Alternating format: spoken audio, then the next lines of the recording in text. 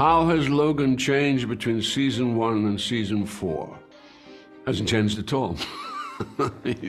he's Logan, he's constant.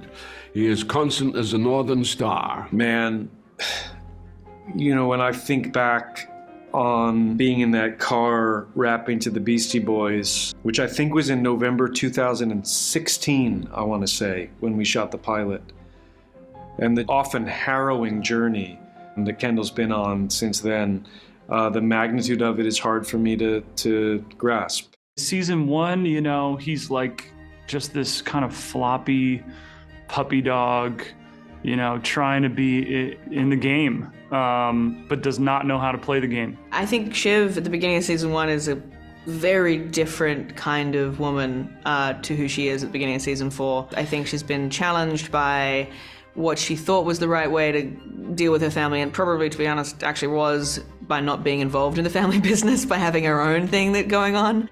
I actually don't know that Connor's gone through any drastic changes. He's fairly constant, he's fairly uncomplicated. Season 1, she's very much like Logan's right-hand man and really behind the scenes. Of course, one wrinkle in it is her strange relationship with Roman, which, as we see at the end of season 3, is very problematic and makes trouble for her. Roman has evolved a bit throughout the entire series. For me, even, just as the actor playing him, I got to a place where I wondered why Roman just kept getting invited to meetings when all he does is disrupt them and just make fun of people. And I was like, why is he here? I think Roman caught wind of that and, you know, and tried to make sure that people took him a little more seriously. From the beginning, I think he's felt the need to do something to impress his father. And that's what we're all after. All the kids are after, the old man's approval. I think a lot of it was initially just to try to impress Dad and, you know, like go to management training. And then also rather smart on Dad's part was to put his 2 sons in the same role to compete against each other. If we're being put in the same position and Kendall's gonna be very serious about this, I'm gonna need to have my own point of view and my own drive. Season 3 ends on the dirt, on the ground in this parking lot in Italy with Kendall telling his brother and sister, I'm blown into a million pieces. And it's, I found that to be a devastating scene and a devastating experience and a cathartic one for Kendall.